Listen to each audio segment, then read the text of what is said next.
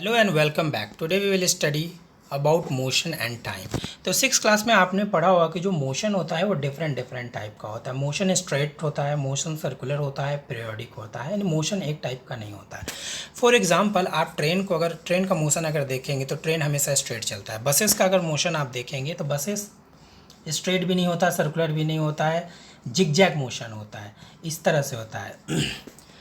अगर आप पृथ्वी का मोशन देखेंगे तो सर्कुलर होता है और पृथ्वी का मोशन पीरियोडिक भी होता है। पीरियोडिक मोशन वो होता है जो एक पर्टिकुलर समय के बाद अपने जगह को रिपीट करता है, यानी जिस जगह से चला था उसी जगह पर वापस आ जाएगा। तो टेबल 13.1 में आपको ये देखना है कि ये किस किस टाइप का मोशन है। तो पहला है सोल्जर इन अ मार्च पोस्ट। ये कैसा मोशन होगा? स्ट्रेट होगा। The bullock cart moving on a straight road, कैसा मोशन होगा? स्ट्रेट होगा। Hands of an athletes in a race, हाथ तो ऐसे से हिलाएगा तो ये क्या होगा? पीरियोडिक होगा। नेक्स्ट देखते हैं pedal of a bicycle in a motion. जो बाईसाइकिल का पेडल मारते हो किस तरह का होगा? सर्कुलर होगा। मोशन ऑफ अर्थ सर्कुलर होगा। Motion of a swing periodic होगा। Motion of a pendulum periodic होगा। तो मोशन जो होता है वो अलग अलग टाइप का होता है। कुछ मोशन स्लो होते हैं, कुछ मोशन फास्ट होता है। स्लो कौन होगा? कैसे मेजर करेंगे कि कौन सा मोशन स्लो है, कौन सा मोशन फास्ट है? तो मेजर करने के लिए मान लो कि ये एक रोड है, ये है 100 मीटर का रोड। कोई एक ऑब्जेक्ट ए है, 100 मीटर को क्रॉस करने में लेता है 5 सेकेंड, और दूसरा कोई ऑब्जेक्ट या व्हीकल या कुछ भी मान लो, इसको क्रॉस करने में लेता है 10 सेकेंड। तो कम समय कौन लिया? ए लिया। इसलिए ए का जो मोशन होगा वो फास्ट होगा और बी का जो मोशन होगा वो स्लो होगा। कहने का मतलब ये है गिवन डिस्टेंस को तय करने में जो सबसे कम समय लेगा उसको स्लो बोलेंगे, और जो जो ज़्यादा समय लेगा उसको हम लोग क्या बोलेंगे? फास्ट बोलेंगे। जैसे कि आप एक्टिविटी करना है, आप रोड पर चले जाओ और रोड पर जाने के बाद डिफरेंट डिफरेंट व्हीकल्स देखो, ऑब्ज़र्व करो और पता लगाना है कि किस तरह से कौन फास्ट है कौन स्लो है। जैसे कि ये पिक्चर में दिया हुआ है, एक पिक्चर ये दिया हुआ है, इतनी सारी गाड़ियाँ जा रही है, इसमें देखना है कि कौन सा जो किसका मोशन ज़्यादा है। तो आप देखोगे कि जो ग्रीन कार थी वो पीछे थी पिछले वाले पिक्चर में, और ये अचानक आगे आ गई। इसका मतलब जो ग्रीन कार है वो बहुत फास्ट चल रहा है और जो रेड कार है वो स्लो चल रहा है। तो जो कम समय में ज़्यादा डिस्टेंस ट्रेवल करेगा उसको हम लोग क्या बोलेंगे कि वो फास्ट है, और जो कम समय में ज़्यादा समय में कम डिस्टेंस अगर ट्रैवल करेगा तो उसको बोलेंगे क्या है? वो स्लो है। तो मोशन फास्ट या स्लो है मेजर करने के लिए हम लोग क्या करते हैं? स्पीड। जिसका स्पीड ज़्यादा है उसको हम लोग फास्ट बोलेंगे, जिसका स्पीड कम है उसको बोलेंगे कि स्लो है। तो स्पीड का मेजर कैसे करेंगे? स्पीड का मेजरमेंट करने का जो फार्मूला होता है, speed is equal to distance, कितना डिस्टेंस है ट्रैवल करना है और उस डिस्टेंस को कवर करने में कितना टाइम लगा। जैसे कि 100 मीटर को अगर 5 सेकंड में किया, या तो 100 मीटर को आपको 10 सेकंड में किया, तो देखो आप एक गाड़ी को 5 सेकंड लग रहा है, दूसरे गाड़ी को 10 सेकंड ज़्यादा समय लग रहा है, तो दूसरी वाली गाड़ी का जो स्पीड है वो कम है। स्पीड कम होने का ये मतलब हुआ कि वो स्लो चल रहा है। ठीक है, तो स्पीड मेजरमेंट करने का फॉर्मूला देखो आपका क्या है? Total distance covered by total time taken. अब स्पीड कैसा हो सकता है? स्पीड हो सकता है कांस्टेंट हो। कांस्टेंट होने का मतलब कि अगर 10 किलोमीटर प्रति घंटा, यानी 1 घंटा में 10 किलोमीटर चलता है तो हमेशा 1 घंटा में 10 किलोमीटर ही चल रहा है, तो वैसे को बोलेंगे कांस्टेंट स्पीड। जिसका स्पीड कांस्टेंट नहीं है, अलग अलग हर समय में, जैसे 5 सेकंड में 10 मीटर प्रति सेकंड के हिसाब से चल रहा था, दूसरा सेकंड में देखेंगे कि 20 मीटर प्रति सेकंड के हिसाब से चल रहा है, तीसरा सेकंड में ये देखेंगे या तीसरा मिनट में ये देखेंगे कि रुक गई गाड़ी। तो वैसे स्पीड को हम लोग नॉन यूनिफॉर्म स्पीड बोलते हैं। यूनिफॉर्म स्पीड वो स्पीड होता है जो एक जैसा एक समान चलता है।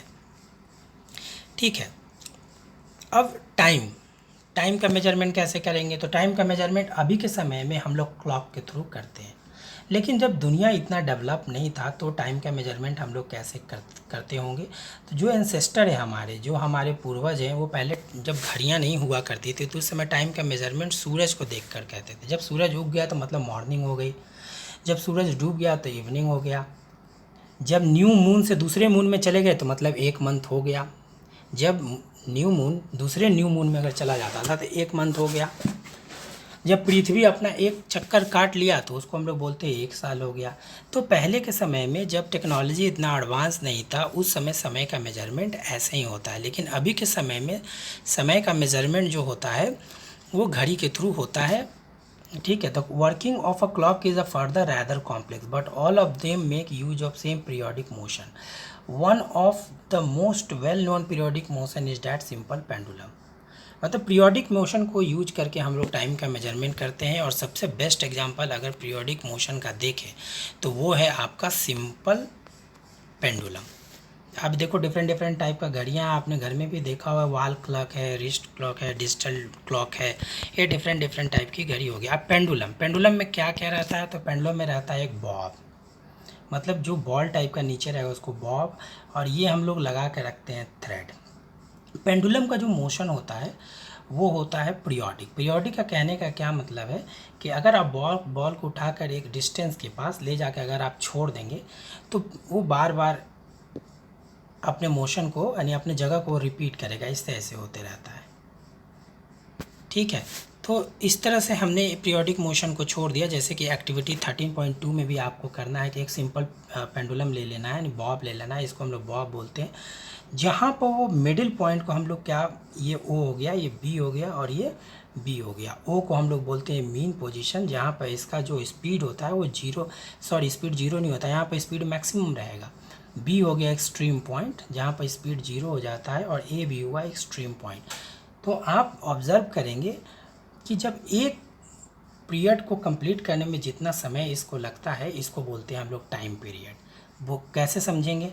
तो मान लो ओ से स्टार्ट हुआ, तो बी पे जाएगा, बी से फिर से ओ पे आ गया, फिर से अपने जगह को रिपीट कर दिया। लेकिन हम लोग ऐसा नहीं कहेंगे कि अपना वो एक पीरियड को पूरा कर लिया, नहीं।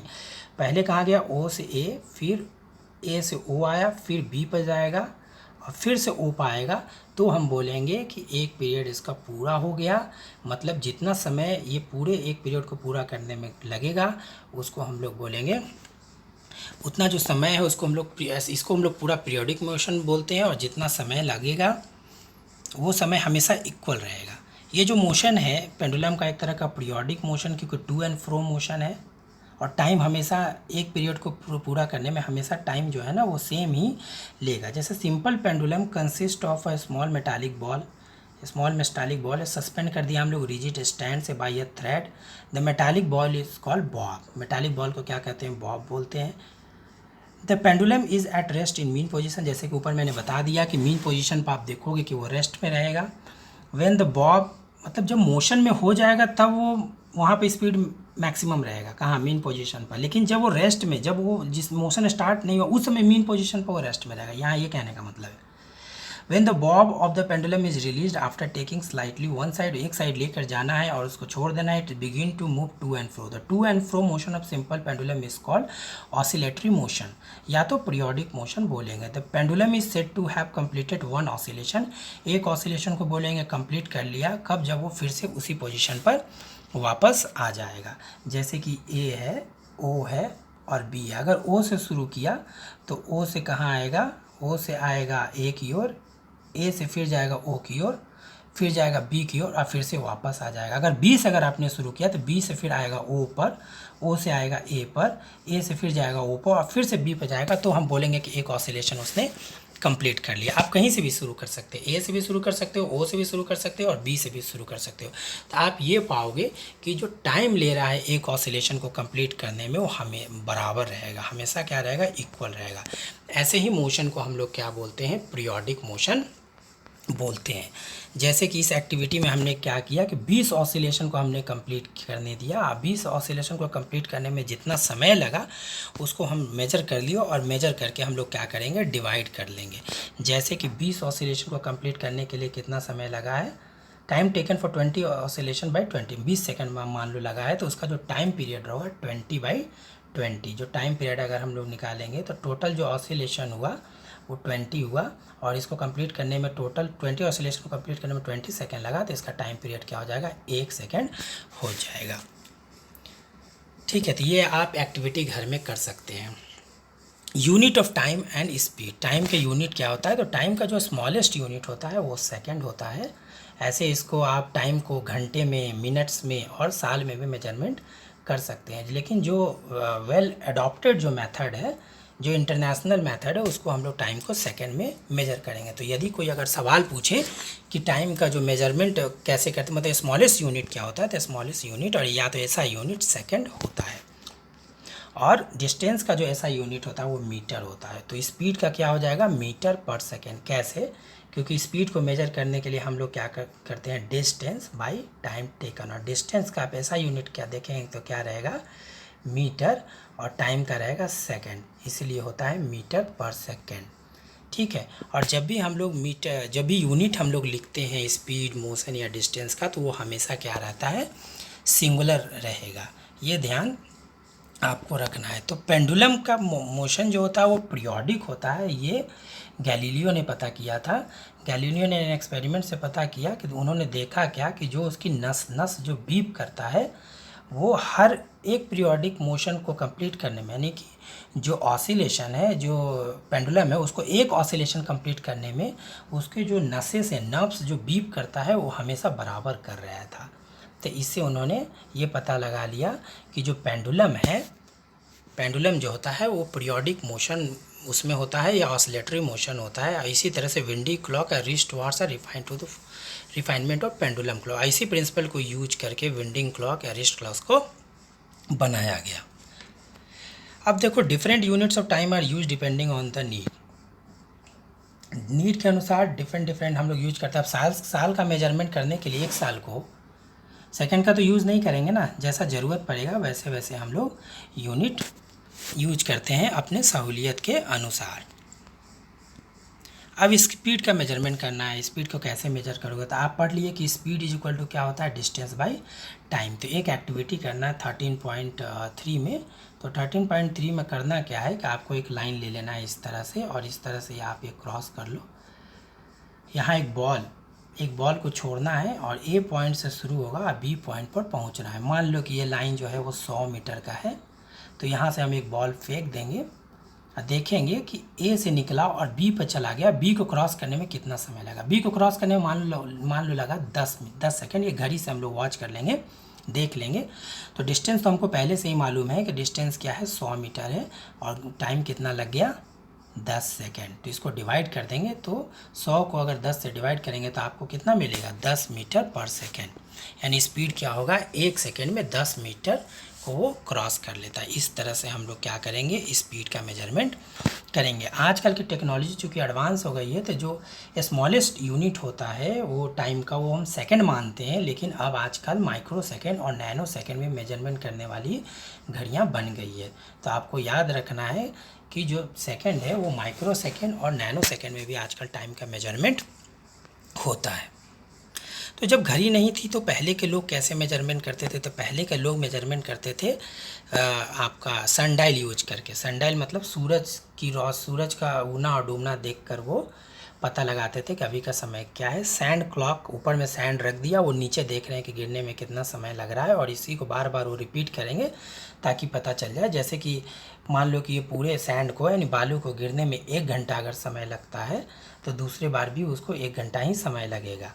तो इससे हम लोग पता लगाएंगे। और इस वाटर क्लॉक भी रहता था, लेकिन ये सब क्योंकि पुराने मेथड से, इसलिए पूरी तरह से एक्यूरेट नहीं था। ये देखो, जो ऊपर वाली एक्टिविटी हमने बॉल को यूज करके डिस्टेंस का जो हम लोग मेजरमेंट किए, तो ये आप एक्टिविटी कर सकते हैं, 3-4 बार कर सकते हैं। बहुत सारे ग्रुप बना के आप कर सकते हो, आप मेजर कर सकते हो। थोड़ा डिफरेंस आएगा, लेकिन बात सेम ही रहेगा। अब आजकल स्पीड को मेजर करने के लिए स्पीडोमीटर है। स्पीडोमीटर का काम क्या होता है, स्पीडोमीटर एक तरह का इंस्ट्रूमेंट है जो स्पीड को मेजर करता है। देख लो, it's record the speed directly in kilometre per hour में करता है, क्योंकि इसी तरह का सेट किया रहता है। अगर मीटर पर सेकेंड में अगर सेट किया रहेगा तो मीटर पर सेकेंड में ही वो मेजर करेगा। There is also another meter that measure the distance move by vehicles के स्पीड को मतलब उसके स्पीड को मेजरमेंट करने के लिए हम लोग ऑडोमीटर यूज करते हैं। स्पीडोमीटर नहीं, ऑडोमीटर उसको बोलेंगे, specially in case of vehicle. आपने देखा होगा बाइक में, बाइक जब चलता है तो वहाँ स्पीडोमीटर आपका इस तरह से स्पीड उसका बताता है, ये स्पीड बताएगा घंटे में बताता है, ठीक है। अब इस तरह का एक और एक्टिविटी आपको करना है, जिसमें कुछ स्कूल के बच्चे हैं जो बसेस से पिकनिक या कहीं घूमने के लिए जा रहे हैं और वो मेजरमेंट कर रहे हैं कि कितना टाइम लगेगा। तो आप देखो 8 बजे वो निकले, तो जो ऑडोमीटर की रेटिंग थी 36,540 थी, तो उस समय उन्होंने 0 मान लिया क्योंकि उसी समय स्टार्ट हुआ।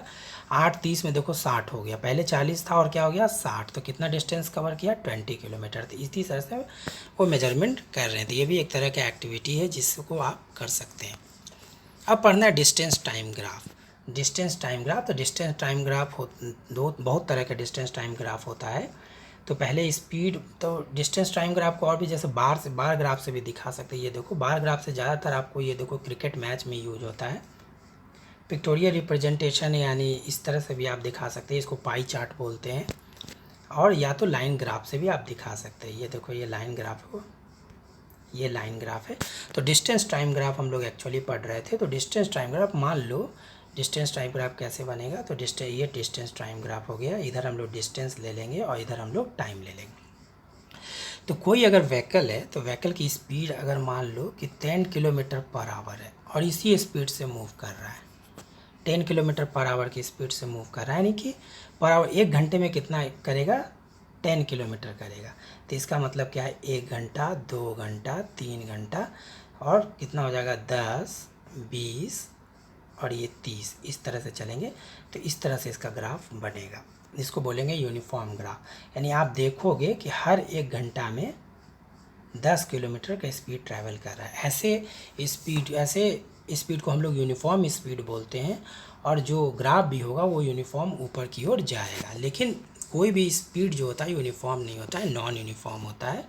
तो फिर से अगर हम लोग ले लेंगे तो इस तरह से इधर हम लोग डिस्टेंस ले लिए, ये टाइम ले लिए। तो जब आपका डिस्टेंस ऐसे ऐसे ट्रैवल करेगा, मतलब कहने का मतलब 1 घंटा में कभी 5 किलोमीटर किया, दूसरे घंटे में फिर मान लो 30 किलोमीटर कर लिया, तीसरे घंटे में कुछ नहीं किया, तो ये इस तरह के इस तरह से उसका ग्राफ स्ट्रेट नहीं होगा। तो जो ग्राफ इस तरह से स्ट्रेट होगा उसको बोलेंगे डिस्टेंस टाइम ग्राफ। ही हम लोग मेजरमेंट कर रहे हैं तो उसका यूनिफॉर्म स्पीड होगा। जो ग्राफ स्ट्रेट नहीं होगा वो नॉन यूनिफॉर्म स्पीड रहेगा।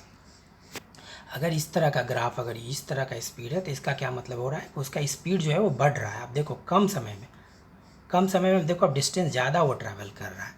या तो ग्राफ स्ट्रेट होगा, नहीं यूनिफॉर्म, मतलब बराबर समय में बराबर कर रहा है कवर। नहीं तो कुछ ग्राफ ऐसे होता है मतलब टाइम की ओर देखो झुक रहा है। टाइम की ओर झुकने का मतलब हुआ कि ज़्यादा समय में कम डिस्टेंस ट्रैवल कर रहा है, मतलब उसका स्पीड जो क्या है वो घट रहा है।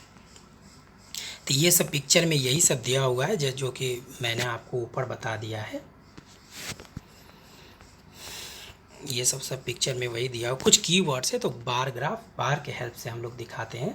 ज़्यादातर बार ग्राफ का यूज होता है वो क्रिकेट मैच में हम लोग करते हैं। ग्राफ कोई भी डिस्टेंस, स्पीड, किसी भी चीज़ को ग्राफिकली रिप्रेजेंट जो हम लोग करते हैं ग्राफ के हेल्प से। पिक्टोरियल रिप्रेजेंटेशन पिक्टोरियल रिप्रेजेंटेशन को हम लोग ग्राफ बोलते हैं। नॉन यूनिफॉर्म मोशन वो मोशन जो अलग अलग समय में, या आप ये कहो कि एक गिवन समय में अलग अलग डिस्टेंस ट्रैवल करेगा। जैसे 1 घंटा मान लो 10 किलोमीटर किया तो दूसरे घंटा में 30 किलोमीटर कर लेगा। करना उसको 10 चाहिए था लेकिन अब कर कितना लिया 30 किलोमीटर किया, यानी कि नॉन यूनिफॉर्म बोलेंगे। ऑसिलेशन का मतलब हुआ जो एक पर्टिकुलर समय के पास एक गिवन टाइम के बाद अपनी जगह को रिपीट करेगा, उसको बोलते हैं ऑसिलेशन। जैसे पेंडुलम का हमने बताया, सिंपल पेंडुलम जो पीरियोडिक मोशन का सबसे बेस्ट एग्जांपल है सिंपल पेंडुलम। इसी के प्रिंसिपल पर हम लोगों ने घड़ी बनाई है, गैलीलियो ने इसका ये किया था।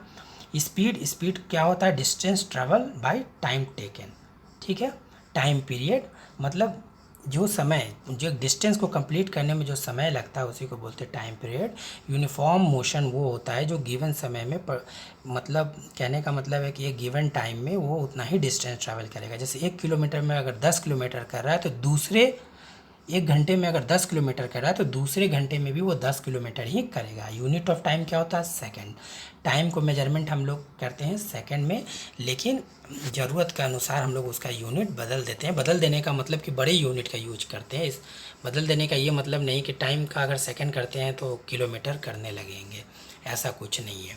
तो this is the end of the chapter. Thank you for watching video.